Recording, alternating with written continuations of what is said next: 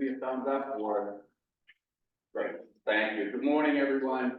Welcome to the special presentation by the Commonwealth of Massachusetts Alcoholic Beverages Control Commission, affectionately known to all of us as the ABCC. First, let me welcome all of our Somerville licensees and thank you for taking the time to attend. And a warm Somerville greeting to Commissioner Jean Lorizio, who she's chair of the ABCC. She will be here momentarily. And her state colleagues, Ralph Sacramone, who's the executive director of the ABCC, Ryan Melville, and Kyle Gill.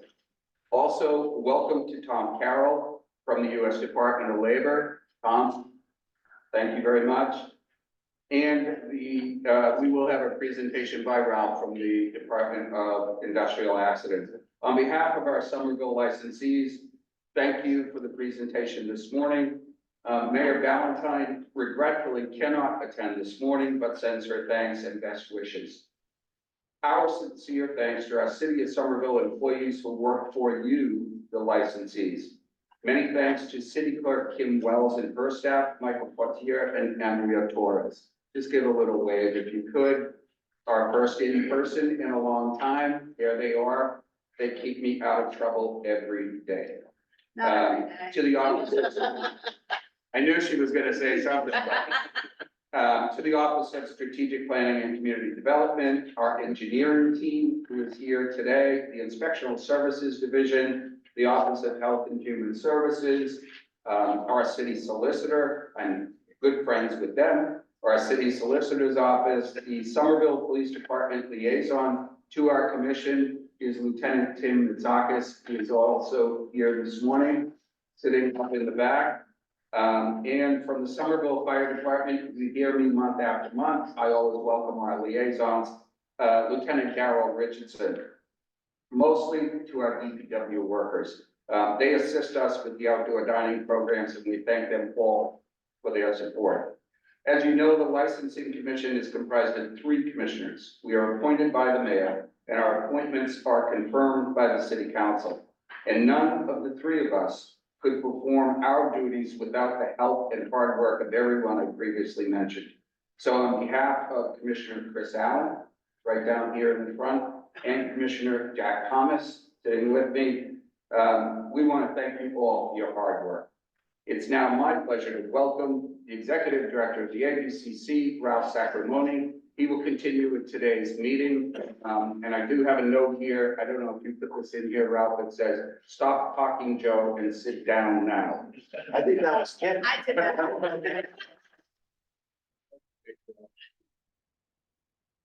Well, good morning, everyone. I apologize for the confusion with the time today, but we're gonna give you a great presentation today that's gonna help you stay in compliance. And before we start that, I just want to introduce the chairman of the ABC to do a welcome, Chairman Jean Lorizio.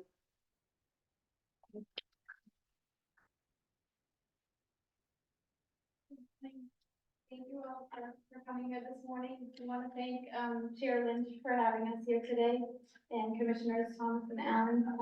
Thank you to Kim for helping to put this together. It's really, we welcome the opportunity to be before you and honestly to have the different departments here in one room for licensees to ask questions and gather some information is really invaluable. So, as I said, we welcome the opportunity to be here, and we honestly would love to get in front of every city and town in the Commonwealth. We've been adding cities and towns over the last couple of years for this outreach, and our goal is always the same, and that's compliance. We really want to provide you with information that you need to have a successful business. And your success is really, the goal. So, with that, I will turn it over to our team who has put together a great presentation, and we will welcome you for any questions afterwards as well. So thank you all again. Thank you. Thank you. Let me give you the format of what today is about. Today is about compliance. And what we're here for today is to tell you where do we see problems, how we can correct them. Today, we're going to eliminate all these fallacies out there that people think laws exist, that you can do this, you can do that. Today is what we're going to move forward with and help you. And members of our team that we have here today, just not the ABC, we also sit, myself and another gentleman, Tom Carroll, sit on the task force. together, and Tom is with, the US Department of Labor. He's gonna talk about wage, hour, and child labor, that is going on right now. Also, we're gonna be, I'm gonna be representing the Division of Industrial Accidents today, talking about workman's comp, all of those issues. But today is about the licensees. We wanna help you all, we wanna, make you successful. We know we've come through some horrible years with the pandemic and everything, and we know the restaurants are really taking a beating along with all other licensees. So today, this is about compliance. If we move to the first slide. And just also, I wanna thank Michael, everybody sees Michael up there in the front over here running the presentation. Michael will be talking more than my wife did this week, so I just wanna let you know. I'm making sure I coordinated everything done to make sure it's been right. We made last minute changes to the PowerPoint presentation, and we'll explain that in a little while, because we're gonna go virtual into our website. But Michael, and, my deputy executive director, Ryan Melville, made changes to make it easy for everybody to understand. So everybody should have this in front of you. What this package is about, this is the full PowerPoint presentation. This is for you to take back to your facility or to your, licensed premises and use as the training guide.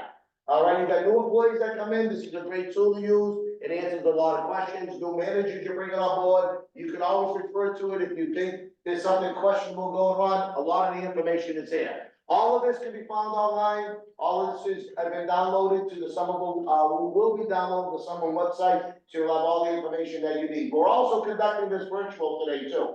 So there's other licensees that are watching this remotely. So we got a large crew. We have almost 70 people here in person. And I think, Michael, we have another 14, 15 online. So we got a great number of licensees all participating. So let's start. All right, the first issue that we run into, that we see at the ABC and the local board, is that when you make a change to your existing license, just for a quick recap, does anybody know if you got issued a license? You go through the 3-step approval process. The first step is you fill out an application, you bring it to the local board. They have a hearing, alert the abutters. If it's a new license transfer, it's a hearing that's conducted. Then the local board approves it at a hearing. Then they email them to us at the ABC. Once we get it, it's assigned to an investigator. Investigator vets all of that application, then moves it to the commission for approval. All right, that 3-step approval process is very, very important because we're mandated under law. All right, is to check the character fitness of individuals, check the ownership. There are statutory disqualifications that people have, that if you have for instance, if you are a package store and you are a convicted felon, you cannot have any ownership in a package store. If you are a owner of a restaurant or an on-premise consumption, any narcotic condition disqualifies you. That's why we must vet out each of the licenses. We also check where all of the funds come from. We also check the lease, we check the right to occupy. All of that is done at stage 1. We investigate every individual as a direct or indirect interest in the license. That's why it goes through the 3-step approval process. Once it's approved at the local board, then the ABC approves it. We actually send back the approval application to the local license board, which will be Somerville, and someone actually handles you a hard copy of the license.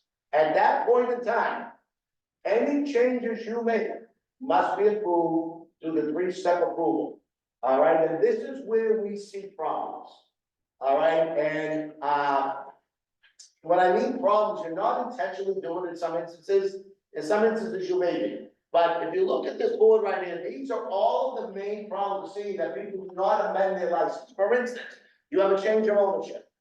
All right, what I mean, if you're transferring the license, all right, you have all the right to sell your license, you have all the right to transfer your license. The issue is this: during the transfer process, you must maintain control of your seller until the 3rd step of approval is done. So if I come in and I'm selling, if I'm buying Joe's restaurant here, Joe has to stay in and manage the restaurant, control the alcohol until the 3-step approval process is done. Does everybody realize that? If you're a seller, you relinquish authority to a non-approved licensee to run your facility, you are on the hook for everything. Because the license is under your name, the alcohol liability is under your name, and any violation that is found will be held against you, not against the buyer.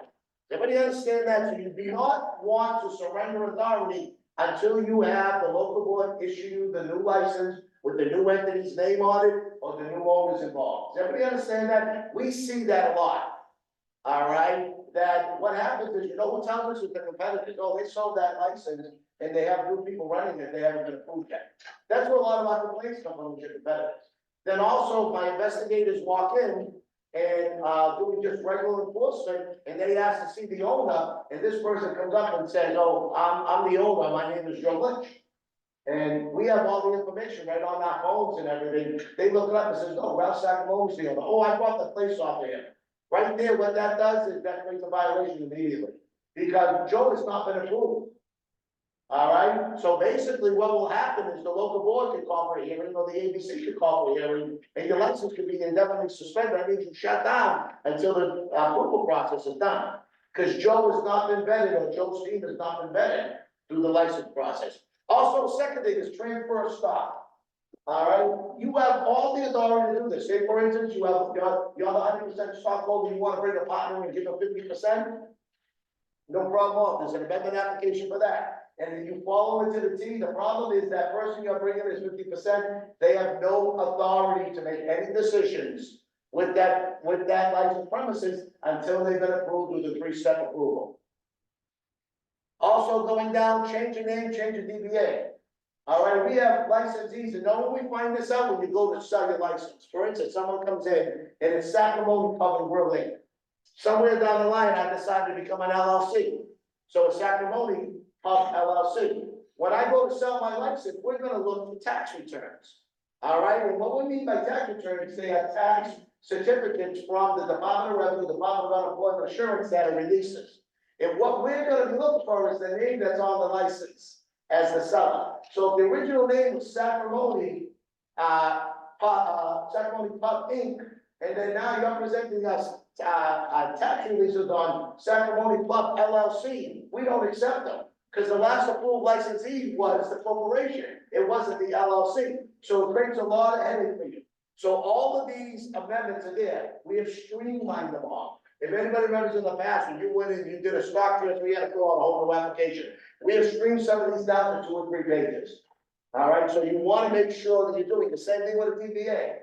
All right, if you're changing your DBA, that's one of the few transactions that are free. All right, and what you do is you just go to our website, you click on amendment, and Ryan's going to take you through that. I'm going to show you how to navigate to find all of these amendments on our website. It's a very simple process. It's a 2-page application. And one of them is the corporate vote to change the name. And then what is the requirements? You need that the corporate vote, you need to fill out page 1 of the application, then you need to go to the city clerk and get a business certificate. That's all you need with the new name. You bring it to the board, they approve it, immediately the name changes, they send it to the ABC, we recognize it. But that's how important it is, these systems are in place to help you succeed. Same thing with change of officers, directors, trustees. It's very, very important for the right for authorization to do a transaction. When do we find this out? Is when someone comes in and they're changing the manager. And the person signs it as the clerk, that clerk has never been approved. Oh, we just appointed them last year, but you never came through with a change of officer or LLC manager or director or trustee application on that. And we don't want to hold up the transaction, but that person signing has never been approved. So the commission is not going to approve it. And that also leads to a violation. That means you have officers, directors running the facility that have never been approved and never been vetted. So there's the other big issue that we see. And then also alteration of premises. All right, if you are approved for 5,000 square feet, which is 2 rooms, 2 floors, whatever way it is, that's your licensed premises. If you decide to expand the next door, you have all the right to do that, but you have to go through and file an alteration of premises application. All right, and what that means is when you apply to the local board, all right, they approve it, you do not start operating over there, you have to wait for it to go through the 3-step approval process. Does everybody understand that? And the same thing is if you're deciding to change your location. Say you go from 10 Main Street, you want to go to 15 Broadway. All right, you cannot move the alcohol or anything at this 15 Broadway until your change of location application has been approved. Because there's requirements that have to happen.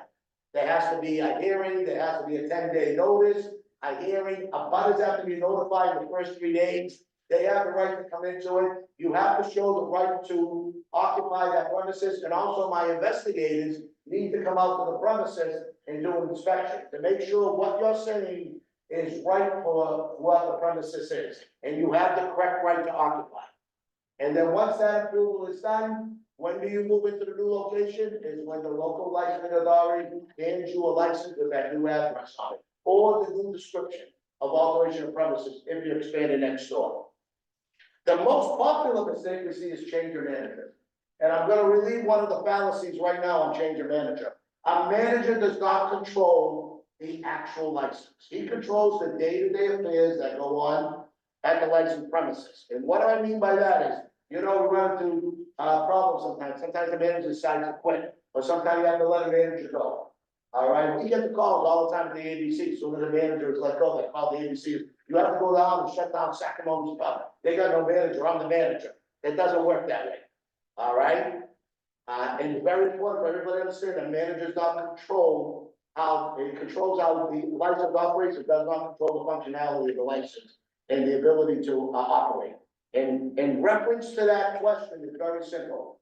If you do have to let a manager go, or a manager decides to quit, you want to communicate immediately to the licensing board in Somerville. You want to say, Ralph Sacramone is no longer the manager, we're actively looking for a manager, so everybody's on record, they know Ralph's gone. In the meantime, anybody that's been approved as an officer, director, shareholder, LLC manager, LLC member can step into that position and cover it until you find someone. Now, we want to give you ample time to find someone. I know right now it's tough to find resources to fill positions, but it's up to you to find someone. Now, we say, okay, you say it's 2 weeks, 4 weeks, if that's acceptable to the local board, it's all right, as long as you've got someone covering that position, and you can't wait a year. All right, we have some managers that have been dead 5 years and they're still on the license. That's a violation. All right, because that person is not controlling what's going on the license premises. And it's important to remember that. It's also when you hire a manager, their duties really do not become official until you get approved through the 3-step approval process. Does everybody understand that? I know some of these sound fundamental, but these are what the violations we run into all the time. And then also change of hours. All right, that's another application that there's no fee for, but change of hours is very simple. If you're approved to operate 7 days a week, from noon time to 1 in the morning, or noon time to 2 in the morning, it's some of them 2 in the morning, the latest closing at 1. By special. By special permit. So if you're approved to operate from noon time to 1 AM or 2 AM, those are your hours of operation 7 days a week. If you decide to close on a Monday, all right, and you're not gonna open on Mondays no more, you need to go and amend your hours. Everybody understand that? All right, now we're not talking about bad weather. Say bad weather, you decide to close at 10 o'clock tonight, that's not what we're talking about. All right, 'cause that's a one-off. I'm talking about if you're gonna run your business and you're gonna close, if you're approved for a 7-day license, you're gonna close on a Monday. All right, you have to get approval. Now, we have some places that decide to close Monday through Wednesday. It open Thursday, Friday, Saturday, Sunday. You have to get approval for that from the local license authority. Because the local license authority issues you a license on public need. And if the public need was, when you approved 7-day license, not a 4-day license to run a nightclub. All right, so at that point in time, the local board may have an issue with you only running 4 days a week. So anybody changes their hours, very simple, and what we talk about, how simple that is, it's like the DVA. As soon as you file that application with the local board and you change your hours, and they approve it, you monitor those hours go in effect immediately. You don't have to wait for an ABC approval on that. All right, the same thing if you were originally approved your license to only open to midnight. You can't just go on your own and stay open till 1 o'clock. All right, you have to get approval to extend your license. Does everybody understand that? Any questions on that? We will show you this in a little while, where to get all these applications, how streamlined they are, what Ryan presents on the website. Any questions? Yes. Quick question, Ralph. So, you know, we see this with change of hours frequently. Sometimes, like, you know, summer versus winter, if they just decide to change for like 2 or 3 months over the summer because, you know, quieter over the year, would you require ABC approval for that? Yes, any extended time of changes, just go to the local board and you want to communicate with them. You're gonna say, okay, for the next 3 months, we're gonna close at 10 o'clock, we're gonna close at 11 versus 1. And the local board has the right to say, no, you're supposed to stay open to 1 because that's what the license was. But most of the time, 99% of the time, the local board needs to have the communication. And then you just change your hours for those 3 months and then you come back and change it. Or you can put right on the license. 9 months a year, we're gonna be open to 1 AM. And then the other 3 months, we're gonna be open, then that can go right on the license. But it's up to you to go to the board, it's not up to the board to find out, because who's gonna complain that you're not operating in the competitive? That's who's gonna complain. Any questions on that? Go to the next slide.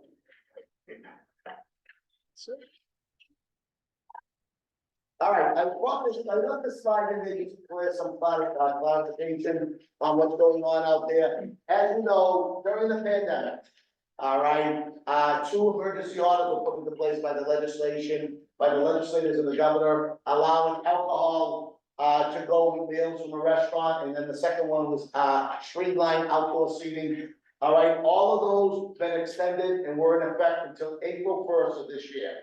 As of right now, there are two bills pending up there to make outdoor seating, streamlined outdoor seating permanent, and also alcohol to go for an on-premise restaurant serving a meal. They did not pass. So as of right now, if you want to go outside and expand your premises, you must do it by the established procedure of the three-step approval process as an operation of premises.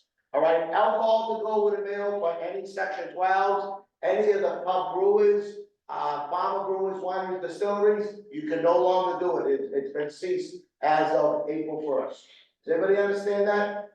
So you cannot be serving it with a meal to go. Could it come back? I don't know. I think to be honest with you, I think there's legs for the streamlined outdoor seating. I do not know. I don't have much faith in alcohol to go with meals. Any questions on that? So if you're doing that, if you've been doing it after April 1st, count that up as in the past. We're gonna move forward on this. Everybody understand that? Yes. So there is no alcohol with food to go anymore? There's none since April 1st of 2024. Yeah, that's when the order ran out. But there are two bills pending with the legislature to Yeah, I possibly thought make it it. was still pending, but, so I thought it was still in effect. No, it wasn't ended. It was on the order. It actually was written in the law that they expired on April 1st, 2024. Okay, So I just didn't want anybody to have a headache, because where we're gonna get the complaints from is gonna be from the competitors. So this person is selling alcohol to go over there. Any questions at all on that? Also, the other thing I wanna talk about is, we talked a little bit about when you get, an approval to do an extension of premises. All right, you go through the three-step approval process. Remember now, you're responsible for maintaining control of your outside premises. Does everybody understand that? We talk about when the ABC comes into the local board, we approve that diameter or that delineated area, and some people have fences up, planters, they did a great job. Delineate out, you must control that area, you must keep all of the alcohol served in that area. You also gotta worry about the neighborhood behind you, because a lot of licenses are in the middle of neighborhoods. So you gotta worry about, the issue with, noise, issue with music, all of that is on the licensee. Also, people straying out of the licensed premises with alcohol. All right, that is your responsibility to make sure that doesn't happen. Now, in some areas, the cities and towns have allowed people to use parking spots, and what they actually did is approved up outdoor seating, and they gave them allowance to carry alcohol over the sidewalk. Employees to the designated parking spot area that is all delineated now. So it's very, very important to remember that is your responsibility. Patrons cannot get up and walk over the sidewalk with that alcohol. They cannot walk back and forth into the restaurant. That's only done for an employee. They give you access to walk over that. Yes. For non-contiguous patio seating like that, what's okay in the ABCC's view and what's not? The non-contiguous premises is, first of all, you have to make it contiguous. Either by granting the ability to walk over the sidewalk or over the green space area to whatever it is. As long as it's in view of the licensed premises so the manager can control and see what's going on, they have the right to walk over the sidewalk and the right to occupy the premises where they're at. That's how our rights are. There's a whole list of, on our website, of commission advisories, and it states the guidelines when you would extend the premises. And we're working on right now, as you know, there's a couple of bills, pending right now. Move forward on the outside seating, and one of them is eliminating that word contiguous, so we can make non-contiguous premises actually part of the law. And the key thing is this: if the outdoor seating is there, my restaurant saying there's a sidewalk in the middle, you wanna make it perfectly clear, that alcohol is to be transported over the sidewalk by an employee to that area, and then you control that area. We do not want, I'm at 10 Broadway, and then 20 Broadway is an empty spot, that is not contiguous to us.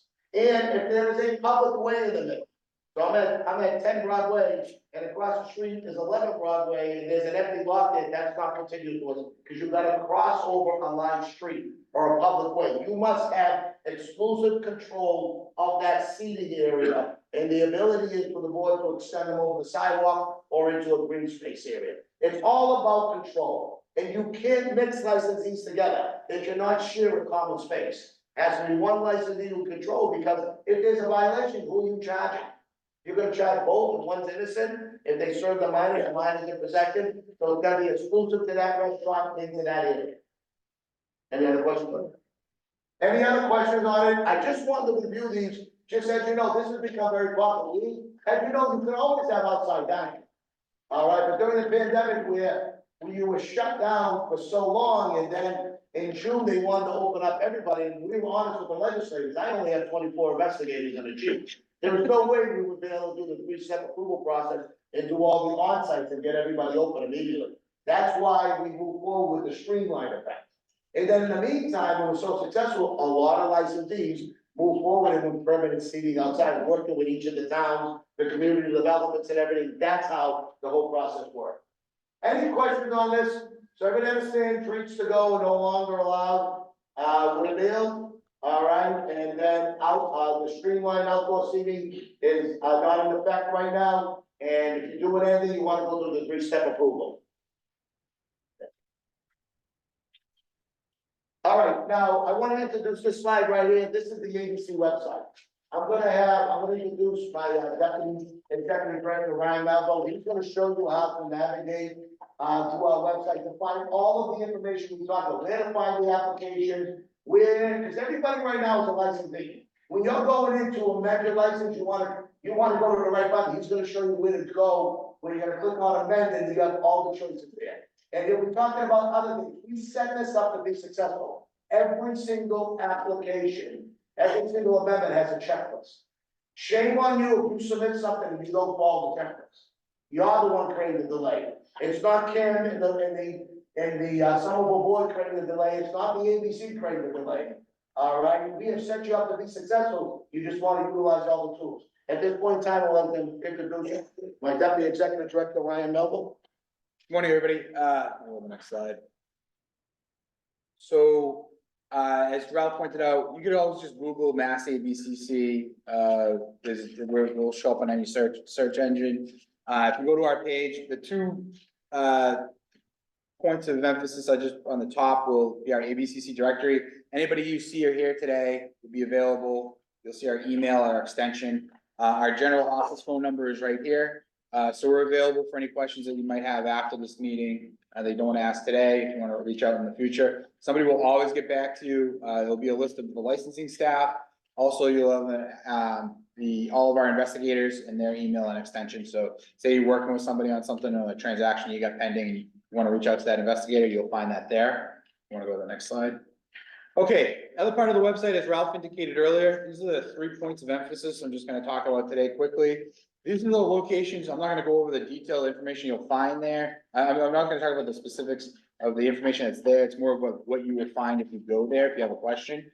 We've tried to distill everything to the various types of licensees and the issues that you might come across to make it as easy as possible for you to locate that information and get what you're looking for as quickly. So you'll see ABCC alcohol beverage retail licenses. That's all of you.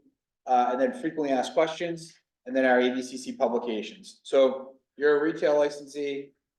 We also deal with all those, state licensees, manufacturers, wholesalers, out-of-state manufacturers. So there's a wide range of people we're dealing with. So if you're ever calling us, and if you're asked, are you a state licensee or retail, you're retail, you would select, if you were gonna do a transaction, go to the next slide for me. Say you wanna do a change of manager or the list of amendments that Ralph was discussing earlier. You would go to our website, select alcohol beverage retail licenses, and then, unless you were gonna buy a license or from somebody else, as you know, becoming licensees, you do a new or a transfer. But we're gonna talk about, because you're all current licensees, amendments. So you'd be able to amend your license, you go select amend license, and these are the various types of transactions that we discussed earlier. And as Ralph indicated before I started, like, each application at the first page of those amendments is a checklist of what's required, at least from the ABCC standpoint, or what's required for that transaction. We did that so that you, as the licensee, the local board, and the ABCC would all be on the same page of what's required. So you'd see that when you select the amendments and whatever type of amendment you want to make. We also have a thing called multiple amendments. And that essentially is, say you're a social club, you're changing your officers of your club, and you're gonna change your manager. You can do that all at one time, and it's one $200 fee for the ABCC. So it's not $200 for each transaction you're doing, it's one $200 fee for the entire submission of a transaction. Okay, so you'll see that in each one of those transactions, when you select the application, it's a PDF. Fill it out online, submit it to the local board with the fee. There's a link on the payment of the ABCC website for the payment. You just print out the receipt, include that with the application. Go to the next slide. All right, as we indicated earlier on the main page, we have frequently asked questions. So over the last 8 years, the ABCC made a major effort to distill all of the typical questions that we get from local boards, licensees, or just industry associated folks. And we came up with our frequently asked questions. We put that on the website, and we did that for a couple of reasons. For you as the licensees, we did it because most of the time you're gonna have a question, the ABCC or the Somerville Licensing Board, it's probably gonna be closed, especially if you're a restaurant. Your busiest time is usually after hours or on the weekends, so obviously you can't pick up the phone, call the ABCC and say, hey, can a child sit at a bar, right? So those are the typical questions we do get. We put all those frequently asked questions on our website so that you could use those during those timeframes. If you have a customer or a staff member that's questioning whether what you're doing is standard and okay to do, or if somebody's asking to do something, say they're from, I know you have a college in Somerville, say somebody wants to do something that they can do in their home state that maybe they can't do in Massachusetts, and they're giving your staff some problems about it, you can always pull up the frequently asked questions, show them right there, this is where Massachusetts says you can't do it, and it's coming right from the ABCC. We try to do this in a way that it's simplified for folks that might not be working in the industry all the time. The other thing is, say you have a new staff member that's gonna be working for you, and English is not their primary language. We've put them in a number of different languages so that you would be able to have your staff be able to understand what they can and can't do based on the industry that you're working. Can we go to the next slide for me? Okay, the next thing we were just talking about is our advisories. So we send out advisories to pretty regularly when something at a particular issue in the industry has come up. If you wanted to go to our website and look at our advisories, you would go to the ABCC publications. We would also select commission advisories. So this is where you'll find like the annual holiday calendar, when you can and can't operate if you're a package. Typically package stores are the most impacted by this on when they can operate during specific federal and state holidays. Those have changed over the years. So sometimes I get folks that have been in the package store industry for a long time. They'll call me and say, hey, my competitors open on Memorial Day. Well, that changed like 5 years ago where they can open at noon, where they traditionally were not able to open. I always just reference to the holiday calendar, have it available in case you have questions. Also, if you're newer to the industry and say there's somebody that's a package store trying to get a wholesaler to deliver, there's certain days wholesalers can't deliver. The wholesaler will tell you that, but just that might save you from the questions to the holiday calendar. The other big one that we get is the annual, we put out the holiday season compliance reminder. These are things we put it out the same advisory every year. That's the happy hour regulation. So say somebody is, you're planning on doing like a new business operation that you want to try is to increase sales or something along that way. And it might be a problem with the happy hour regulation. That's where you would find that. Or say somebody across the street's doing something, you don't think they should be able to do that. There might be an issue with it. You'd be able to look at the happy hour regulation. Now, one key thing I would bring up, we're not going to do the what if I did this, what if I did this thing forever when it comes to happy hour. I'm just gonna forward you, and I've instructed our staff, they're gonna forward you the happy hour regulations so that you can build whatever kind of business plan you're gonna do around the regulation. And that will be, it's available to you, it's been written in a way that's understandable and you can see what you can and can't do. Can and can't do. And as Ralph indicated before, happy hour stuff, it's always within the industry. So it's a competitor calling on somebody across the street or whatever. So that's usually internal industry issues that come up from that. And so you find all our different advisories there. So that would be like for our website. We put as much information as we can on the website. We will continue to do so. So the ABCC publications and the frequently asked questions are really the best resources for you. And then any applications or transactions that you're gonna submit, you can find those in those particular areas, and we're always gonna have a list of what's required. And what I would suggest, if you're, don't save the PDF, because we might change or we might remove things that you might not need to do, you'll find that there. So it's just always live on the website. You should be able to look at it. If there's any other questions, I'll be here afterwards, and we're always available to you at the agency for any questions you might have. Thank you, Wayne.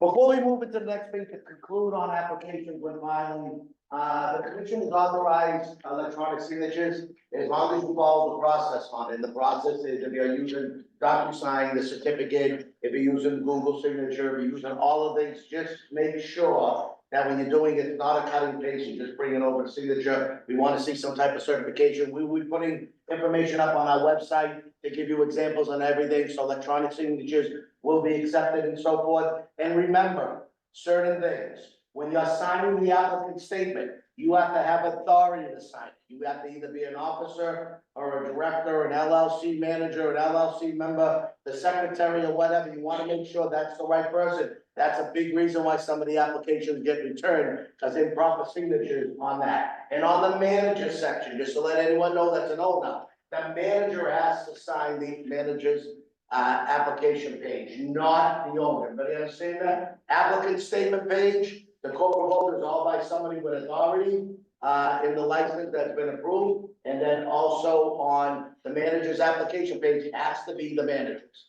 We are working on right now, making changes in the application to make them easier and streamlined down now. So hopefully by the end of the year, we will be able to see some of those changes and a lot of items that I know you duplicate social security numbers in a different section. Hopefully that's gonna go away. And the same thing, making it easy that we can understand by people printing their name and then also signing that we don't have to guess who those people are to make it easier for you. And we're actually gonna put links into the application itself. So if you don't know what the question means, there'll be an example next to it to click on, like we're gonna do with the signature page. There'll be actually a link you can click on and it'll show you what we're looking for electronic signature. Any questions on that? Okay, the next part of that's all the homework we see on most of, 50% of the problems we see out there is application, amended application. Now we're gonna get rid of the fallacies that exist out there that people think are laws that you can do, all right? And if you've been doing them, okay, and after today, now you know you can't do them, you're on your own now. So you gotta pass up to this point. So I wanna be honest with everybody. After this point, we don't wanna hear that, oh, I didn't know that. Because it's out there now, this is the right way to go. First of all, let's talk about purchasing alcohol from authorized sources. What is an authorized source? Very simple. Any Massachusetts wholesaler, any Massachusetts manufacturer, and including in the manufacturers, the Massachusetts Farmer Winery, Massachusetts Farmer Brewery, Massachusetts Farmer Distillery. Those are all Massachusetts manufacturers and any wholesaler. All right, that's the only people who can purchase alcohol if you are licensed in Massachusetts under Chapter 138. That is it. No, none of these things about going to BJ's and Sam's Clubs and Costco. Those are nothing but package stores. They are not wholesalers. They're just like a big package store. So if you're if you're going there to buy your product and you've been doing it, you need to cease immediately. I want everybody to understand that. They are not wholesalers. A wholesaler is like Martin's, Horizon, Ruby Wine. Manufacturers, Wachusett, Night Shift Brewery, all the other craft brewers names, all of them are manufacturers. Costco, BJ's, Sam's Clubs, they are not manufacturers. They are package stores. And how do we find that out? Very simple. All right, your competitor. Your competitor is gonna say, look I see him buying 25 cases of beer at Costco. The guy's right across the street. Another thing is, you cannot buy alcohol outside of the Commonwealth of Massachusetts. All right, people go to New Hampshire, they go to Rhode Island, they go to Connecticut, because they see a deal. All right, how do we find that out? Competitors. And I'll tell you about how detailed it was one time. We got a complaint coming in that says if you go to Sacramonte's Pub on Thursday afternoon between 3 and 4, a white van pulls up and they unload a tremendous amount of alcohol. At the ABC, we follow up on every complaint. And I know people don't think we do because of the time frame. We follow up on complaints in this order. Public safety is first. That means serving underage individuals and over serving. That goes right to the top. Does everybody understand that? And then everything else falls in line. Next thing that falls in line is buying alcohol out of state. And what I mean by that is that complaint came in, the investigators staked it out, and there it was. The white van pulled up between 3 and 4 on a Thursday. What my investigators did, they just sat there. They observed everything. They let them unload the 30, 40 cases of product, brought them in the store. The investigators went to the store, showed their ID and says, can we see the invoice back? They gave us an invoice and it was a New Hampshire liquor store. So let me tell you what happened at that point. We confiscated all those cases. All right? So you lost those cases, they were confiscated. You had a violation for buying from an unauthorized source. And all that cash we put out in New Hampshire is in jeopardy. So what happens? You have a hearing in front of the commission. At that point in time, I don't know how you're gonna use a defense because you brought alcohol in New Hampshire. So most likely you're gonna file the violation. What happens is you don't get that alcohol back, it gets all destroyed. Everybody understand that? We don't resell it, we don't do anything. So you put out the cash in New Hampshire, you end up losing the product. Is it worth it? It's not worth it. Just remember that it's a very, very serious offense. Same thing with Connecticut, same thing with people on the Rhode Island border and the New York border, buying alcohol in those areas. You cannot, that's actually bootlegging, bring it, say, the old term. So if you're doing that, again, you can't do that anymore going forward. And the last thing I want to talk about is all of a sudden, like someone shows up on a Friday night, pulls up in a van and says, I got 5 cases of Johnny Walker Black. I'll sell them for $250. You know those cases are $700, $800. Okay, number one, they're not an authorized source. Number two, you don't know if there's Johnny Walker Black in those bottles. There's a lot of pirated alcohol out there. So if someone comes knocking on your door and want to offer you a deal, I would tell you to pass on it, because 2 things are gonna happen. If anybody remembers during the pandemic, some pirated alcohol got loose down in the Caribbean and 8 people died because the product inside the bottle was deadly. So you just think about what's gonna happen if you buy that product and you end up serving, someone gets sick or someone dies. All that you have worked for is gonna be on the line. And never mind having a problem with the ABC. You're gonna have a problem with the ABC, you're gonna have a problem with the Department of Public Health, you're gonna have a problem with the local board of health, you're gonna have a problem with the feds. So I just want you to understand, buying that case for $200 and saving $500, think about what it's gonna cost you in the long run. Because any good attorney is gonna bring it right back to who bought that product and who served it, and that's you. So remember, that's a very common practice out there. All right, everybody understand that? And now we also want to just reiterate, if you are a restaurant, you can't be buying your alcohol from pack, so you have to go to the wholesalers. Now, if you run out of a bottle of vodka, and you run down to the package store and get it, that's illegal to do, but we don't go looking for that. Does everybody understand that? Where do we go looking for it? Is one of your competitors saying, if you go to this package store and you look at their records, they're selling a ton of product for this restaurant. All right, so it's very, very important that you want to make sure that you are not purchasing your alcohol from package stores. And we don't go looking for a 1 bottle deal, even though it's against the law, but I want to be honest with you, your competitors do. So use your heads on that. Any questions on that? All right, we'll go to the next slide. Okay, section 12, section 15. Say you own multiple restaurants. I have Sacramonte's Pub in Somerville, I have Sacramonte's Pub in Everett, I have Sacramonte's Pub in Medford. All right, it is illegal for me to transfer alcohol between those corporations, even if it's the same corporation. Every license is site-specific. Everybody understand that? All the alcohol delivered to the Somerville location must be stored and served at the Somerville location. The same thing to the Medford, same thing to the Everett location. Same thing goes for package stores. You own multiple package stores, you cannot transfer alcohol between the package store. Let me tell you why. It creates a double violation. The person that is basically carrying it to the other store is acting as an illegal wholesaler.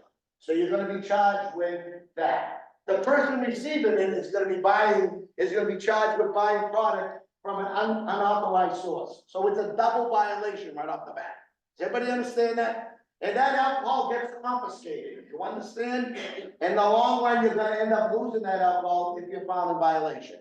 So if you transfer between locations, for some fallacy, people believe you could do that, you cannot do that. Everybody understand on that? And that goes for everything. If you own a section, if you own a package store and a restaurant, you cannot transfer back and forth between all of them. And the other thing it does, it opens you up to an audit. Now, if you're having all, like say for instance, I'm gonna take advantage of volume buying, and I'm gonna buy, 300 cases of Bud Light and have it delivered to my Somerville location, then distribute it out. When you get audited by the DOR for that Somerville location, you know what the DOR does? They don't look at your records. First thing they do is they audit your wholesaler. They're gonna see how much product you bought and brought into that store. Then they're gonna calculate 300 cases that you sold it, this is what you would have made for profit. Then they're gonna match your records up and it's not gonna be there. So what's the first thing to do? It's gonna open you up to a full forensic audit. Cause until you can figure out how you're gonna prove you transferred all that liquor to the other stores. So they're gonna think that you're doing items of cash and not doing something that's trustworthy. So we don't wanna see you have any issues with that. Does everybody understand that? Cause that is going on out there between the package stores. And how do we find out? Very simple, your competitors. They call it a complaint, and I keep using that over and over again. That's what people do to level the playing field. Any questions on that? No questions? Next slide. All right, delivery of alcohol. All right, let's put restaurants aside. Let's put pub brewers, farmer wineries, distilleries, all of those four products aside. Let's talk about package stores. Package stores always had the right to deliver. All right, and what you do is very simple. All you do is you come directly to the ABC and you get what we call a Mass General Law, Chapter 138, Section 22, transportation permit. It's $150 per vehicle, and it's good for the entire calendar year, from January 1st to December 31st. What's great about that license? You can deliver anywhere in the Commonwealth. So if you're a Somerville-based package store, you're authorized to deliver to Somerville, but everywhere else you want to deliver to in the Commonwealth of Massachusetts. You're allowed to do that as long as you have that permit. Everybody understand that? And what does that permit do to you? It protects you with the local police departments and the state police. So if they see you driving and a local police officer sees you delivering to a home, they can come up to you and ask you, can we see your transportation permit and the invoice for that order? If you don't have either one of them in there and you're already business, you're gonna have a problem. Most likely, they're gonna confiscate that. Alcohol. So you wanna make sure you got the transportation permits in the vehicles, and you wanna make sure the invoice is there. So all section 15s have the ability to do that. All right, up to April 1st of this year, restaurants have the ability to do that with a meal. So now that that's gone, I'm not gonna talk about it at this point, we're just gonna concentrate on section 15s. Now, as a licensee, you can get a permit directly for yourself, for your vehicle, on your company's vehicle, for any one of your employees' vehicles. All right, as long as it's licensed, if the vehicle's related, the permit's related to the vehicle, it's a license plate. So you wanna make sure all of your vehicles that you're using for delivery all have a transportation permit. All right, they all need an individual one, and then that permit's in the vehicle at all time, any alcohol is in there, is accompanied by a, permit. Can you use a third-party carrier? Yes. Uber, DoorDash, GoPuff, Instacart, you can use any one of those people as long as they're licensed with the Commonwealth of Massachusetts. And their license is the Chapter 138, Section 22, Express Transportation Permit. Any of these companies come to you, say, we want to make a deal with you and deliver your product. All right, it's very simple to do. All you gotta do is ask them to see their express transportation license. And it says right on it, the year, which would be 2024, the name of the company, and it will say Chapter 138, Section 22, Express Transportation. That protects you, because that's giving you an authorized person to deliver. All right, and as you know, when you do it with deliveries, you cannot give them a percentage of sales. Everybody understand that? It's a flat rate. The minute you give them a percentage of sales, they have to be put on their license as a beneficial interest holder. Everybody understand that you're not gonna let a third party carrier have stock in your business. You wanna be able to, all of it is based on a flat rate. And you can make whatever deal you want on a flat rate. One thing I wanna emphasize, what you do at the brick and mortar location when someone comes to buy alcohol and what you do on delivery to a consumer's home is the exact same thing. What do you need to do? Check an ID. That's the key thing of all. As you do at your store, All right, your brick and mortar location, when someone comes in to purchase alcohol to go, you always check for an ID. If you check an ID, you protect yourself. Kyle's gonna talk about in a little while all the different forms of ID. The same rule goes for delivered directly to a consumer. All right, if you're doing it yourself, you wanna train your people, they're checking for an ID. And I don't care if you take pictures of it, you use scanners, anything you can do to protect yourself. All right, you need, and your third party carriers, you wanna make sure they have procedures in place. And you wanna see them and you wanna have the ability to audit them at the end of the night to make sure they're checking IDs. Because remember one thing, you're given the authority of alcohol that, you have property of for someone else to deliver. That person is a licensed carrier who has responsibility to make sure the end user is, number one, of age and not intoxicated. So you wanna make sure that you can double check on it. Shame on you if you don't audit the third party carriers. Cause anything happens with that alcohol at the end, you know that third party carrier is gonna be responsible. But any good attorney is gonna bring it right back to the line from where that alcohol originated from. So if someone is underage and ends up hurting themselves or hurting someone else and was delivered from your store, it's gonna be all over the news that it came from your store and that person ended up killing someone. All right, you wanna make sure you protect it. Does anybody have any questions on that? Remember, you cannot give them a percentage. And if any of these companies come in and say the ABC approved us for a percentage, just give us a call. You can call into Ryan, Kyle, or Sean, and we'll tell you right off the bat it's not. All right, and in that, it's not like you're ratting them out, you're giving us a call, and then I will send one of my investigators out there to speak with them, that it's illegal to give a percentage for delivery. Everybody understand that? We're protecting you because you're gonna be on the line allowing them to get a percentage. That means they're unauthorized, have ownership of or indirect or directing your license. Any questions on that? Yes, sir. So there's a lot of different platforms, DoorDash, Uber, on and on we go. Each driver, every time a driver comes into the location, does that driver have permission from Uber, from DoorDash? Like, there's always a different driver, I know this is always, are they all covered under the same umbrella? Yes, so what happens is this, and, on the express transportation, there's one master license, which is $150. Then each certified vehicle, they pay a $50, certification charge. So I'll give you an example, DoorDash has 1,600 vehicles in their fleet. All you have to ask for is to see the permit. Do you have the permit? If they don't have the permit, you should not give it to them. They can either have it electronically or hard copy. So they're supposed to all be like the same thing with Uber, Instacart, they all should have either an electronic version of it or a hard copy, but every one of them get it, all right, with us. So I can tell you right now, only reason DoorDash is on my DoorDash had 600, then they came in December, got another 1,600, that's how much their business has grown for deliveries. So you remember right here is that all of these platforms, they need to be licensed, and you need to, the responsibility is on you checking them to make sure that they are checking for IDs. Yes, Each individual driver has to check, if they are delivering for me, that driver has to check, to make sure that. it's their responsibility of that license holder, all right, to check. But they're working for you. You can't just say it's not me. You have to verify they're doing it. And that's the key here. They're responsible at the end delivery, but if something happens, think about what a lawyer's gonna do. He's gonna bring it back to you. Cause you're the original source, you allowed them. All right, even though we will go after them, because when Kyle talks about compliance checks, we do compliance checks because we're mandated by law for brick and mortar locations. We're also doing compliance checks with local police departments on deliveries, because the kids are smart. They figured out, especially this area being a big college town, they figured out what package stores and what delivery companies were not checking IDs. And we did a compliance sting over a 3-week period of time. We did one company 19 times. How many times do you think they failed the compliance check? 19 times.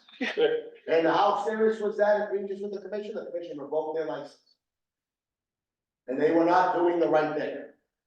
All right, so you can see how serious it is. It's a big thing. The younger generation is very smart.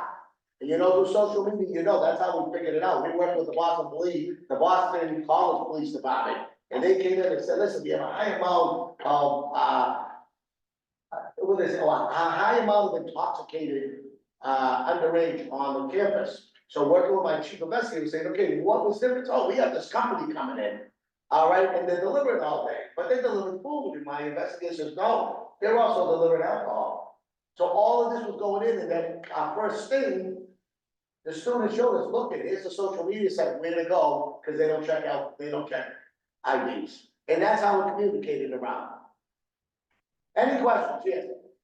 They have to prove to us that they deliver and have a check ID. It was up to you to make sure that happens. You wanna prove, you wanna be able to audit them so they're doing it. You understand what I'm saying? No. Okay, so you're giving them authority to deliver alcohol for them. How are you checking that they are checking for IDs? You wanna have some type of reconciliation or some type of proof that they're doing it. Some take pictures, some scan them and they can give you a document. You wanna protect yourself to make sure they're doing the right thing. So that's my question. I have to ask for the proof or Pardon me? do I have to ask for the proof? Absolutely. Absolutely, yeah, you're hiring them, they're working for you. Go forward and ask for that. If they don't wanna give you proof that they did it, what's that tell you? That's a red flag.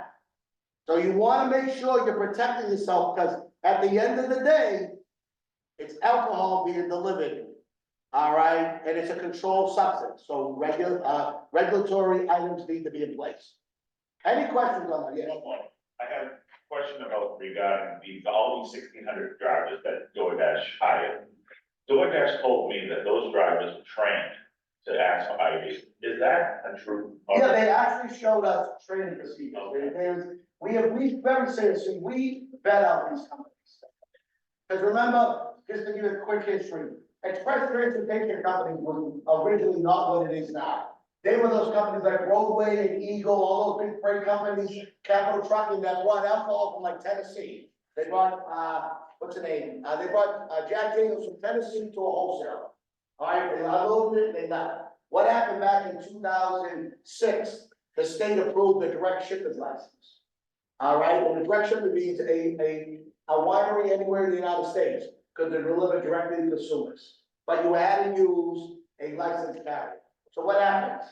FedEx, UPS, and Airborne all jumped into the business because all the stuff was being shipped through that. Then, about 3 years before the pandemic, you started seeing Uber, Instacart come in. They come in for these licenses, and now it is totally flipped. There is 10 times more Ubers out there with like 1,000 fleet vehicles versus there are trucking companies now bringing it into the state. So it's totally flipped now. Express Transportation to be in that. But every one of them have to be licensed and be carrying the license either electronically or in a hard copy. Any questions? All right, to go on to the next area. All right, I want to bring up General Counsel Kyle Gill. Kyle, you come up here for the next part of the presentation. Thank you.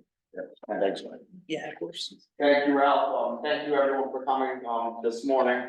As Ralph mentioned, my name is Kyle Gill. I'm General Counsel of the ABCC, and previous to becoming General Counsel a little over 6 months ago, I was the Associate General Counsel where I prosecuted all of the ABCC's, liquor violations for the last almost 5 years. So if you haven't met me until today, that's probably a good thing, but nonetheless, nice to meet you all. I'll just jump right into a compliance check just started with the ABCC, this spring. I do not believe I've seen any paperwork for Somerville, so they could be coming soon.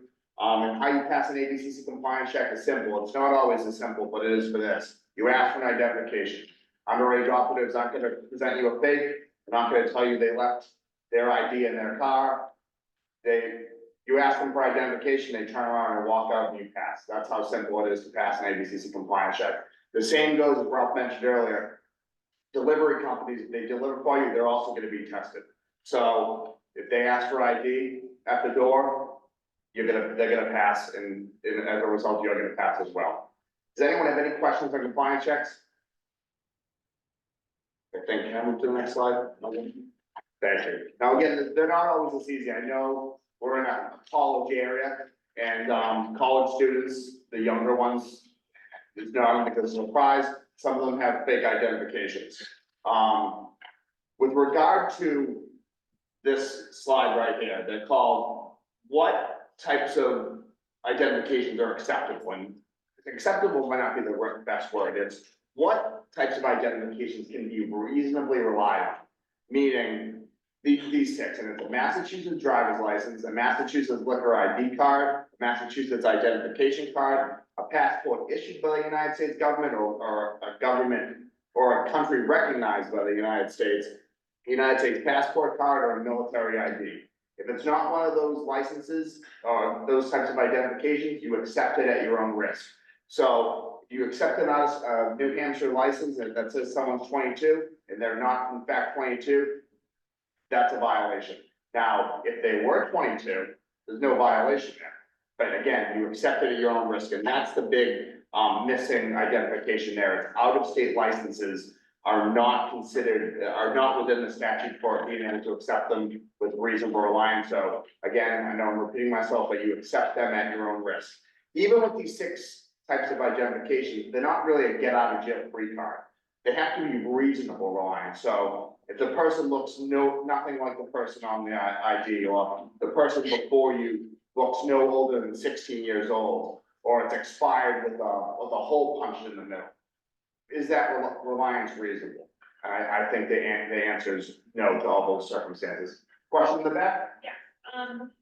We have really high rates of inference in my neighborhood, so green cards or, federally issued worker permits or something we see a lot, and we have to turn it away every time we see one because it's not on that list. Can I ask why those are included in the federally issued ideas? So we are just regulators at the ABCC. We don't actually write the law. So the law specifically is chapter 138, section 34B. And those are the six types of identifications that it states that a licensee can reasonably rely on.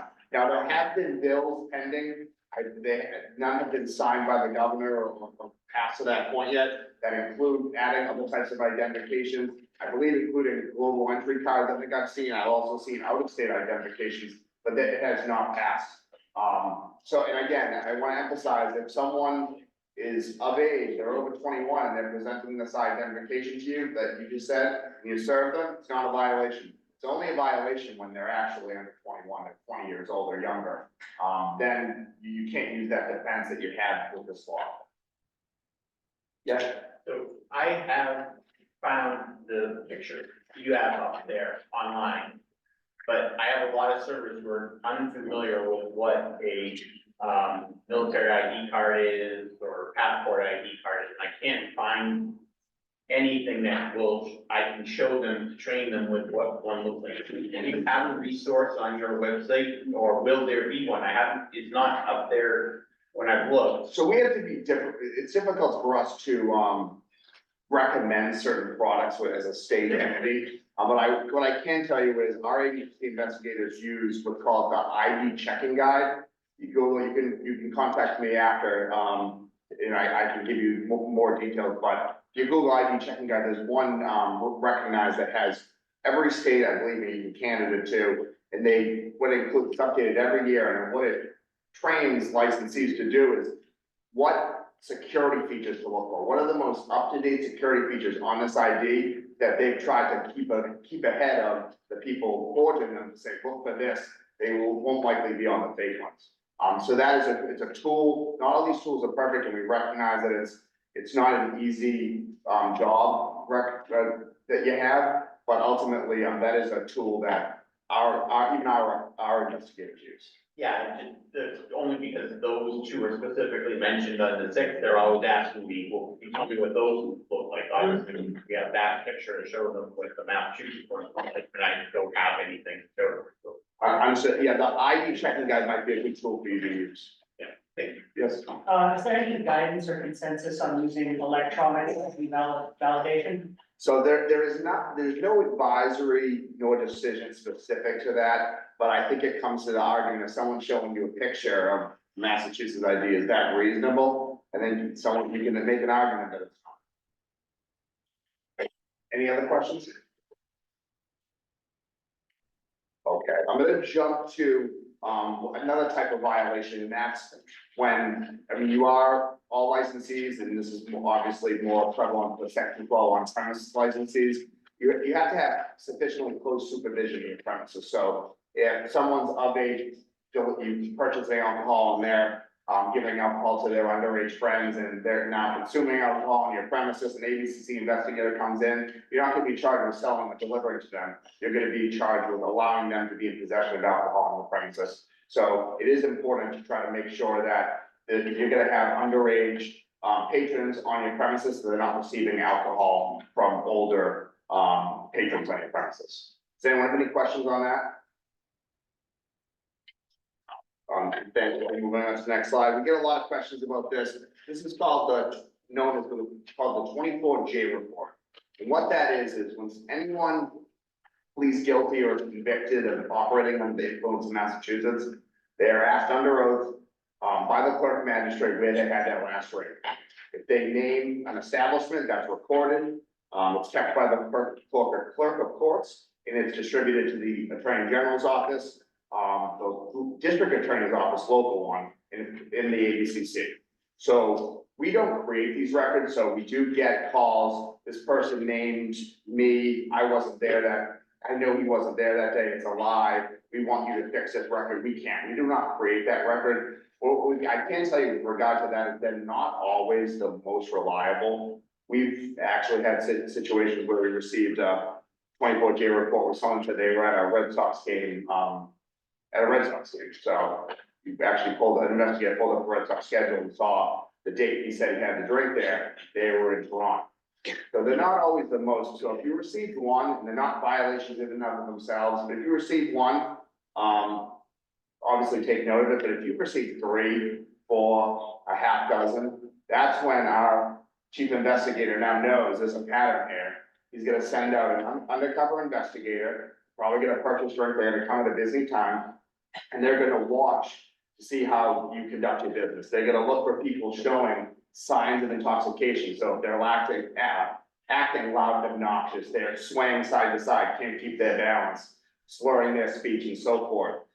Once they make themselves known, once it becomes to the point where employees or the owner or the licensee knew or should have known that person was intoxicated, once there is a alcoholic beverage served thereafter, that's when the violation occurs.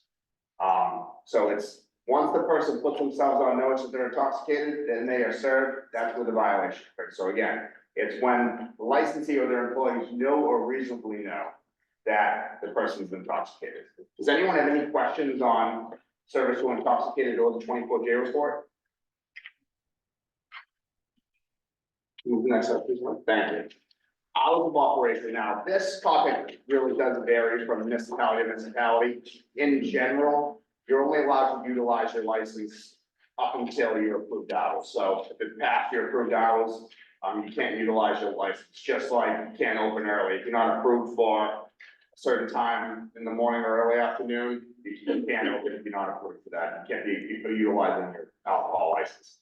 Another topic I want to touch on that was on slide 4, and I believe Tom Carroll will be touching on other topics with it. It's employees that are 18, 19, 20 years old that aren't 21 yet. So you're allowed, if you're 18, 19, or 20, you're allowed to handle alcohol in the course of your employment. You can be behind the bar, you can sell, deliver, stock shelves, clear tables.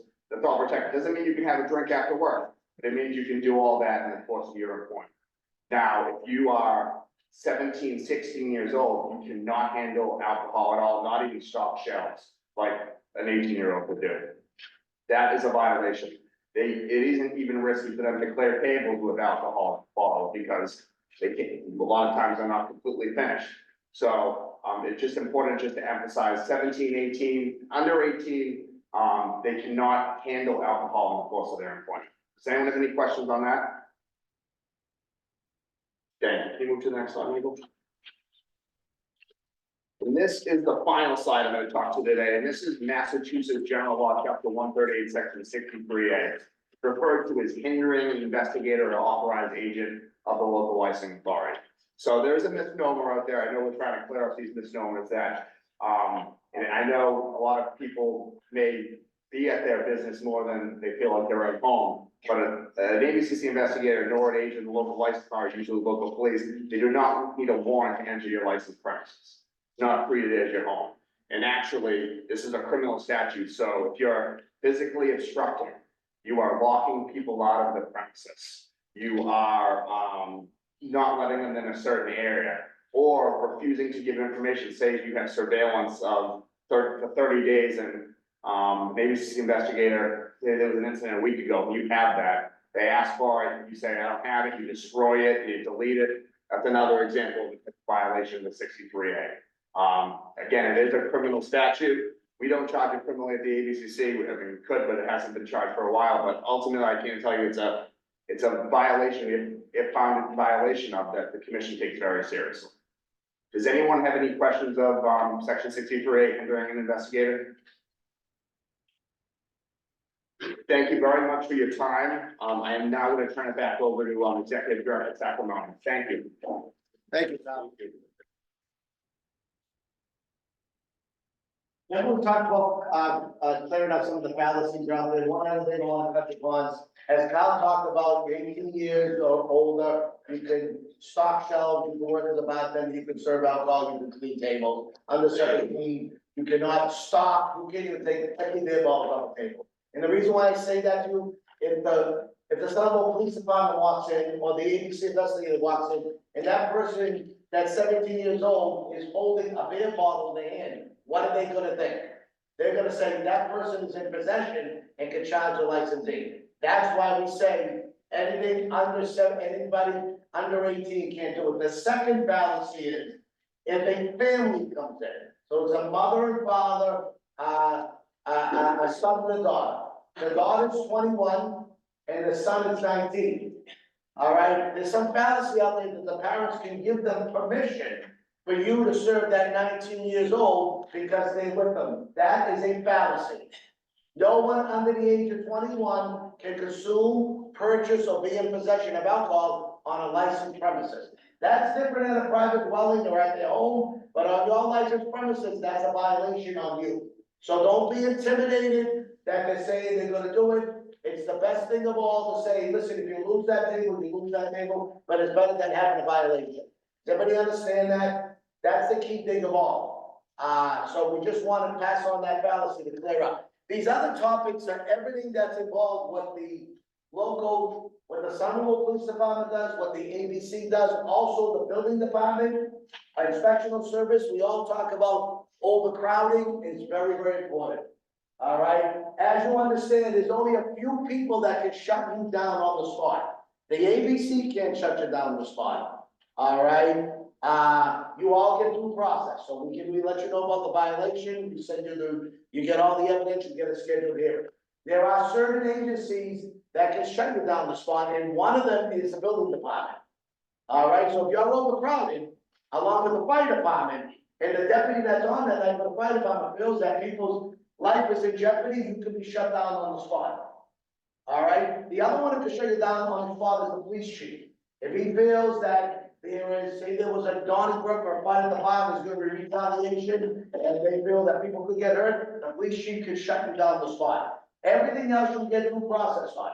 That's why overcrowding is one of those ones that you can be shut down on the spot on. All right, other thing is over serving, as Kyle talked about it with the list, you gotta pay close attention to it. And then all of these other issues and everything is things we touched upon. Remember that you must be able to control your licensed premises. You're responsible for your annual renewals.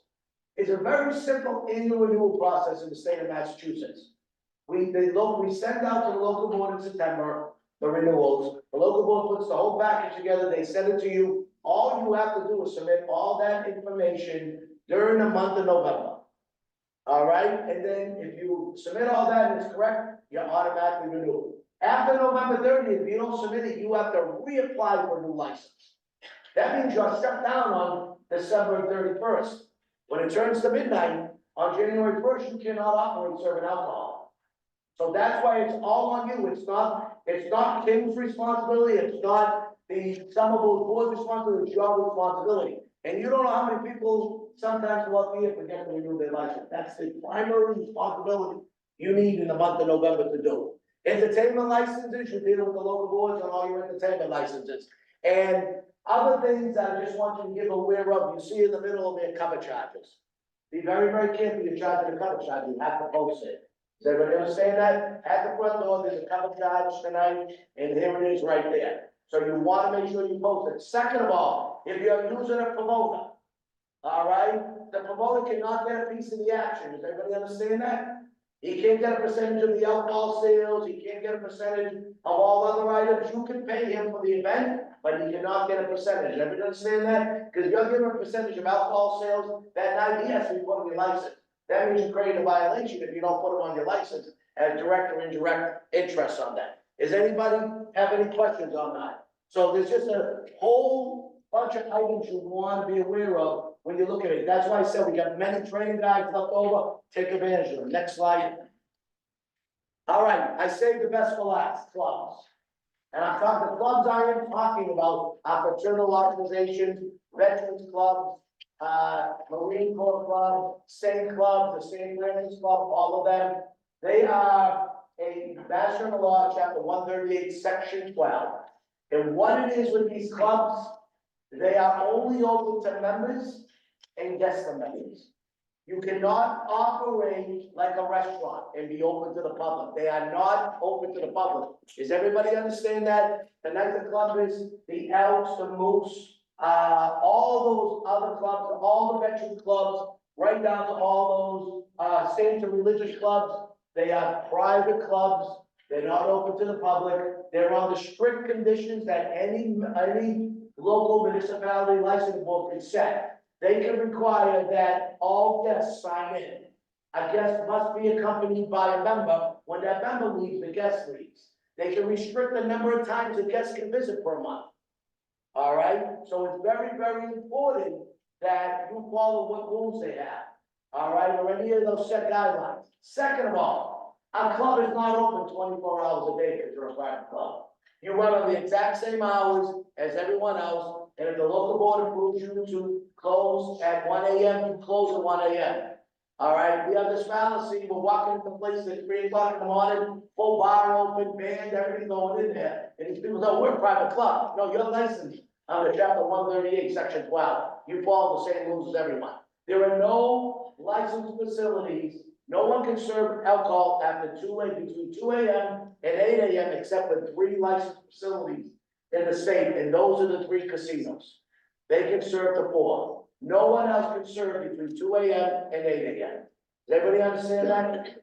And, local boards at any given time can add additional conditions to your club license if they feel it's necessary to maintain control. You cannot advertise in the newspaper an event at your club. Now, let's separate that from if you have a function hall you rent out to raise money for the club. You can get authority, permission from the local board to do that. That's different. That's right in the function hall, that's right there. But you cannot say we're having a Super Bowl party down at the Elks Club, $60 a person, all you can drink. That's illegal, you can't do that. You can't even have any alcohol signs in your window. The neon lights that say Corona, Budweiser, all those different ones, you cannot even have that in the club. Does everybody understand that? So I'd say anybody that owns a club here, take a look at Chapter 138. All right, you look at section number 1, gives you a definition of a club license. If you go to section 12, it tells you how you can operate. Does anybody have any questions on that? All right, next slide. All right, key thing right here is working together. All right, we want you to realize you are responsible for protecting your employees, your customers, and the environment in the area. So, you are responsible if you see any foreseen trouble or action, you must protect them. So for instance, we'll look at this. If me and Joe are arguing, and you know there's gonna be a problem there, you cannot just take Joe and I and throw us outside and say slug it out outside. You foresee that. You're supposed to call the police and prevent that from happening.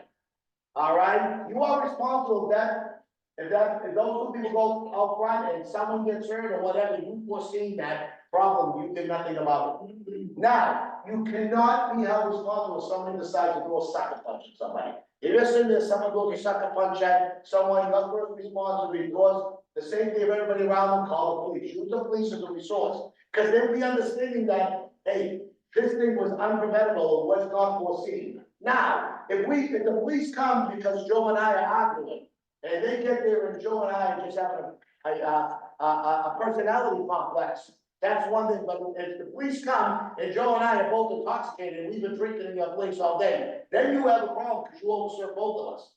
And that leads to the problem. But other than that, use the police department as a resource. Does everybody understand that it's better to call it in versus them finding out about it after? And when people swarm outside your building, you're responsible for that area. But making them disperse, that no one is injured, everything is there, you are responsible for the neighborhood area around you. Because if you're over serving people and they're leaving, they're intoxicated, and then someone gets hit by a car or someone, it can lead back to you. Does everybody understand that? And these other things is that you want to just make sure that you're assisting everybody and so forth down the line. Any questions? The Somerville Police Department would take Ralph's side in that argument, but, Next one. All right, today Alan Green could not be here today, I'm just gonna give you a quick thing. This is the Department of Industrial Accident. Their major role is enforcing the regulation of workman's comp.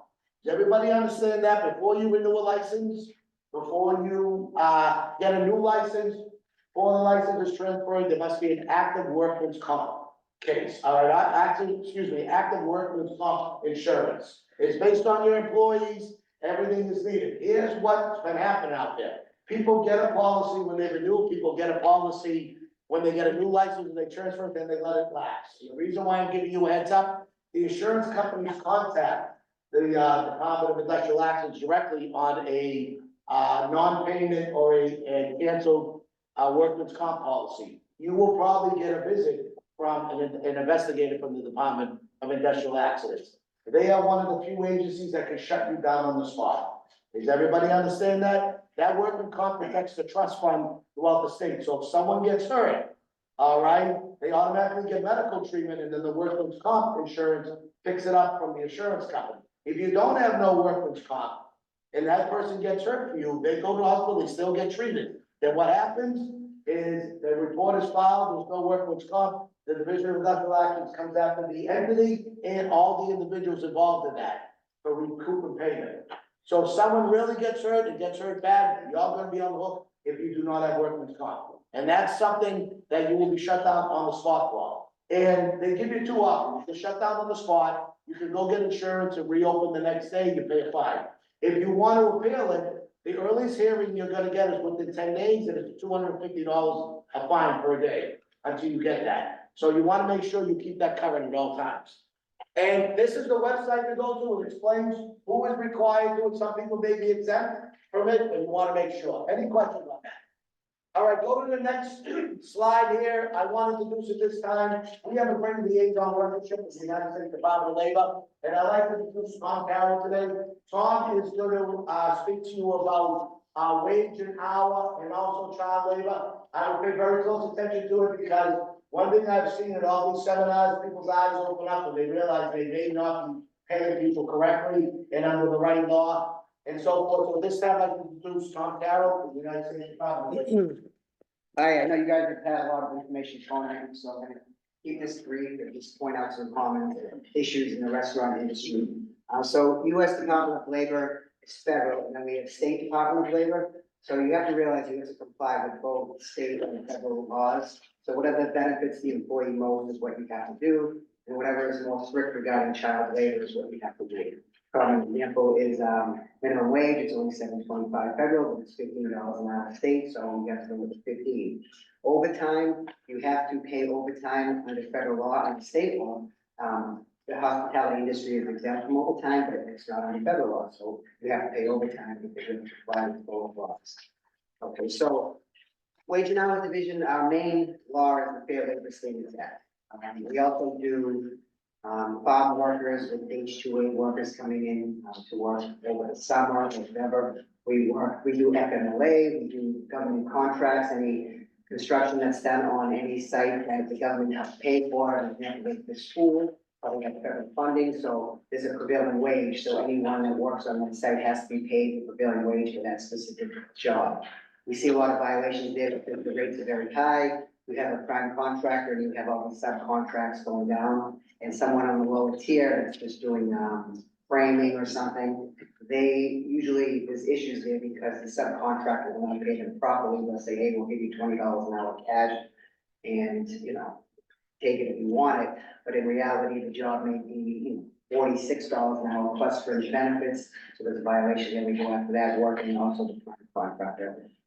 We do H1B visa people that come over for computers, et cetera, and we make sure that they're being paid the amount that was in the contract. But we're just gonna focus on the FLSA because that's what it's gonna affect you guys. Minimum wage, again, it's $7.25, no one's gonna work for $7.25, you gotta do the $15. The big issue with minimum wage is tipped employees. Tipped employee in Massachusetts has to be paid at least $6.75 an hour. I'm sorry, minimum wage in Massachusetts is $15, but for, a tipped employee, they have to be paid at least $6.75 per hour, plus tips to equal an amount of $15. For a minimum wage employee, there can be no deductions from their check. We see this a lot in restaurants where an individual put in a wrong order, or someone walked out on their check, et cetera. You can't deduct that from the service wages. They are a minimum wage employee, even though in reality, they're probably making $20, $30, $40 an hour on their tips. But legally, they're a minimum wage employee because as an employer, you're only paying them $6.75 an hour plus tips. So under law, they're recognized as minimum employees. Overtime for servers, another issue is that they're not paid proper overtime if they're a tipped employee. If they're making the $6.75, the restaurants will pay time and a half on that $6.75 if they work overtime, but that's incorrect. They're actually making $15 an hour because they're a minimum wage employee. So if they do work overtime, they have to be paid $22.50 an hour. But you can't deduct the same tip credit that you took out for the first 40 hours. So that $8.25 that you're using as a tip credit, because $8.25 and $6.75 is $15, you can use that same $8.25 tip credit for the overtime. So the bottom line is that they have to be paid $6.75 per hour under 40 hours, and over 40 hours is $14.25. And that's the $21.50 minus that $8.25. So that's a common mistake with employers for tipped employees. Child labor, there's laws for 14 and 15-year-olds, and there's laws for 16 and 17-year-olds.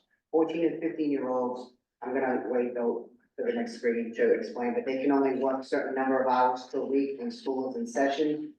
16 and 17-year-olds can work anytime. There are restrictions on the state law, how late they can work, and they can work up to 48 hours a week if they're 16 and 17. And all workers between 14 and 17 cannot be performing hazardous occupations. We have a very specific list of jobs that 14 and 15-year-olds can do. So if you ever have a 14 and 15-year-old who want to verify on the list of jobs they can do, it's gotta be on that list. If it's not on the list, they can't do the job. So in restaurants, you can have servers, food runners, maybe even some prep cooks, but it's on that list that they can work. There's another list for 16 and 17-year-olds. We list the jobs that they cannot do. So for 16 and 17-year-olds in the restaurant industry, one of the big things is a meat slicer. You just gotta use your common sense. If someone can get really hurt or lose a finger or something, serious injury, it's gonna be a violation of hazardous occupation. Another one is certain mixes. If you got commercial mixes to mix dough, some mixers are not allowed to be used unless you're 18 years old. And another job for restaurants is that if you have any delivery drivers have to be 18. An individual can drive a vehicle at 17 as part of their job. If they need to go pick up something for you, et cetera, they can do that. But if it's a delivery of food or anything else, it's a violation because that's considered a timed delivery. And it's someone that's driving with limited driving experience. So your delivery people that you employ cannot be under age 18. Record keeping is only required 3 years for Department of Labor. The IRS is 7 years, so Department of Labor requires you to keep time records and payroll records for 3 years, once the person is 3 years prior to their last day or 3 days prior in total. For that reason, we wanna know if we have a question, if we're doing a case, this person worked here last year, how many hours did he work of the week of July 17th, and how much was he paid per hour? You need to have all that, in your records. We'll go to the next screen. So, this just breaks down what I said earlier about the, tip and board fee. So you're gonna have the 675 and 1425 for the service, and the overtime pay is 7.5. If you have salaried employees, just because someone's salaried, it doesn't mean that they're exempt from overtime. In order to be exempt from overtime, you have to make a salary of $684 a week, every week, no matter how many hours you work, which is still pretty low. We're trying to raise that under the law to like $1,000. But, if you're a salaried employee, you don't meet the duties of the exemption as well, then you're not exempt from overtime. A common example is in the kitchen where you have your prep cooks and your line cooks, and they receive a salary of $1,000 a week for all hours worked, and we find out that they're working 50 hours, so they're getting $20 an hour. They're making their $1,000 for all 50 hours, but they did work over 40, so they're entitled to an additional halftime of that $20. So their addition, you have to pay them an additional $100 for that week, 10 hours of overtime and $10 time rate. So that's a big one. We see that a lot in many restaurants that we go to. And also misclassification. Sometimes employers will misclassify their workers as independent contractors. There's a list here. It shows you, it's common sense on if they're an employee or not. If you're supervising them, you're telling them what to do, you're telling them their hours that they're working, you're disciplining them, you're their employee. It's an employer-employee relationship. An independent contractor is just what we all think, is that if you're hiring someone, an outside agency, and electricians are coming to your restaurant and they're fixing an issue, then they're an independent contractor. They're working at their own rate. They're working at multiple locations, so they're an independent contractor. And the reason is that because independent contractors aren't covered by the Fair Labor Standards Act. They're exempt, so there's no minimum wage, there's no overtime, you can pay them whatever you want. So the independent contractor asks you to pay them. And also you don't need to pay workman's comp and employment insurance. So a lot of employees try to say, well, our kitchen workers, they're independent contractors because this individual owns his own restaurant, or, they do some wording to say that they're not their employee. When in fact, when we question them, they'll say, yes, this is what I do. I don't work at any other restaurants. I get to manage here. The employer-employee relationship will be determined, and those are the factors that we use. It's very detailed, and I can get into that. But that's a big thing. An exempt employee is usually a manager, a chef, a kitchen manager, because they're supervising 2 or more people as part of their position, so they have the executive exemption. So they're making that $684 a week, plus their duties involve executive work, which means they're the supervisor of employees. There's 4 other categories. There's professionals, which is usually you need a 4-year degree for that specific job, nurse or something where you need a specific degree or certificate in that work, you're exempt from the overtime. Computer programmers are, outside salespeople are, and then administrative employees. When I say administrative, not just clerical, but people that are making decisions that affect the profit or loss of the company. Usually the higher ups in the company, COOs, something like that. But next screen, I'm just trying to the biggest issues that we face. Child labor is the one, it's the big topic now, and the reason why is with all the influx of migrants coming over, individuals need money and jobs to work, so they're gonna work, and sometimes they won't go to school. So that's a big violation, and the child labor laws are very strict, and the CMPs or the civil money penalties are pretty high. So you're gonna get stuck with paying that, but I always point out that if something does happen to a minor while working and they're in violation of the law and they get seriously hurt, the family's gonna go after the employer and sue them privately. It's gonna be a lot worse than paying penalty with US Department of Labor. So for the 14, 15-year-olds, just when school is in session, they can only work 3 hours on a school day, 8 hours on a non-school day, and 18 hours in total per week when school is not in session. This is a vacation week, so they could work up to 40 hours on a vacation week. They can't work, they can only work between 7 and 7. They extended to 9 p.m. on June 1st. They can't work after 9. Again, they can work all summer up to 40 hours a week, but not beyond 40 hours. 16 and 17-year-olds, the restrictions on their hours of work. It doesn't involve school hours, anything like that. It's just that you can only work up to 48 hours in a week. And that's just across the board for the 48 hours. Next slide, is that, oh, next slide, and just for the, we look at hours work, every hour's work considered, suffer or committed to work those hours. So if someone comes in early and their shift starts at noon, they come in at 11:30 and they start doing roll-ups. At 5 o'clock, you have to pay them even though their shift is from 12 to 6. You're allowing them to work, so you have to pay them. If you don't want them, if you don't want to pay them, you can say, you can hang around and play with your phone, you can't do any work, so you don't have to pay you. Meal periods and rest periods are important in restaurants. Many restaurants automatically deduct 30 minutes per shift where an individual works, and sometimes the employees don't get their break. So just be careful with that. I always give the advice of have them punch out for their break. If it's more than 20 minutes, you don't have to pay them. If it's less than 20 minutes, you do have to pay them. If it's a quick break, it's considered still working. So it's over 20 minutes in the federal law. Those are the biggest issues that we see in restaurants.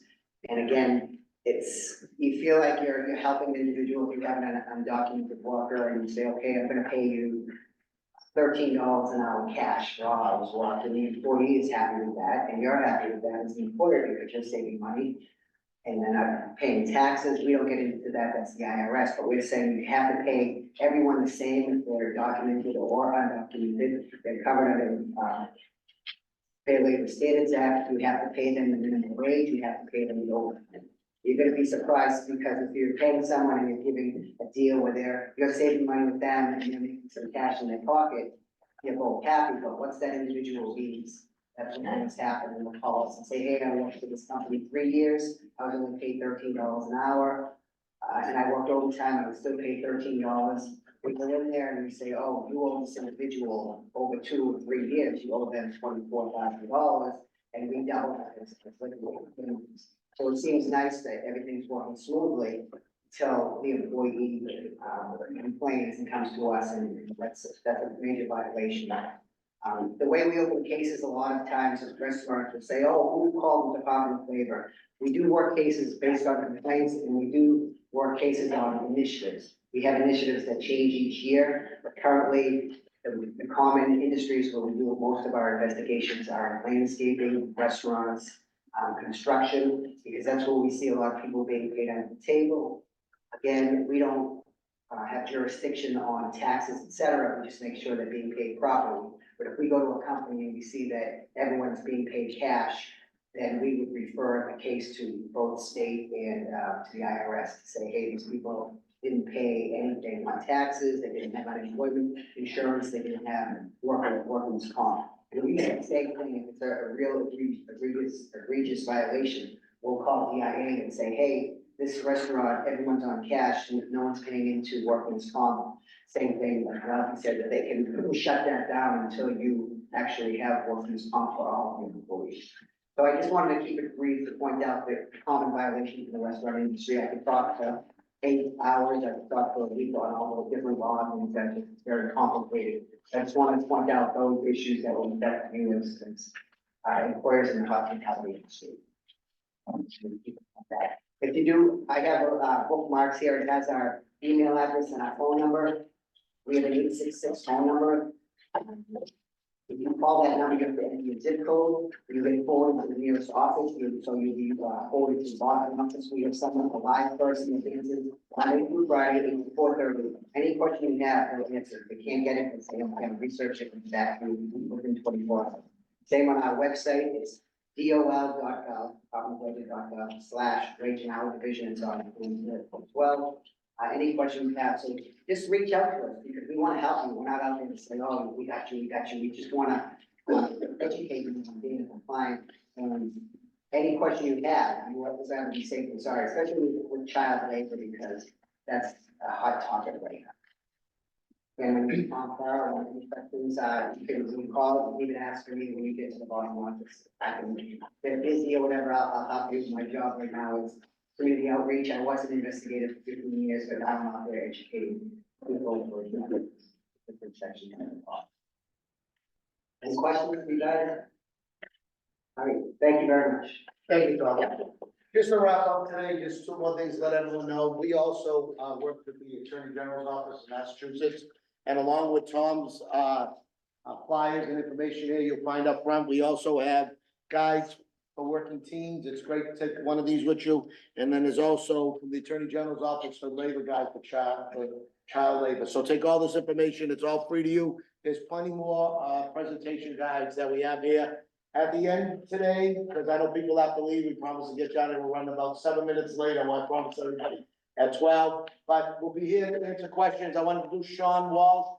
Sean is my director of licensing. He'll be available to answer questions along with Kyle Gill, our general counsel, Brian Noble, deputy executive director, and myself. And Gina Rizzo, we're here to answer any questions after. I do want to thank the support of the Somerville Police Department, all the other departments from the city of Somerville, and also with Kim, Michael, and Joe, who put a lot of effort into it. When I proposed this to him about 6 months ago, he thought this would be a great idea, and he brought it back to his board, and we got everybody involved. So this is all about, it's just not the ABC reaching out to you, it's also the Somerville board and the other departments trying to help you all stay in compliance. So to end today, let's introduce Joe. Reintroduce Joe to speak. I know he's shy. I never thought I would hear those words again. Reintroduce Joe. Everybody's gotta go. We gotta get back to the kitchen, back to the counter, back to the tables, back to the breweries. I know we have at least 1 or 2 breweries. Let's see a hand. There they are. Our brewery folks. The last time I did these, we had no breweries. So welcome to the newest kids on the block. Thank you all from the bottom of our hearts. You made this a successful morning for us. There's one person that I neglected to introduce, and that's Adrienne Pomeroy over here. She is invaluable when it comes to the licensing commission, engineering division, all these folks, and her primary goal is to make sure that all of you and we abide by the ADA rules and regs. So thank you, everybody. Kim and staff, Ralph Sacramone and staff, everybody, thank you. Have a safe day. Thanks for coming.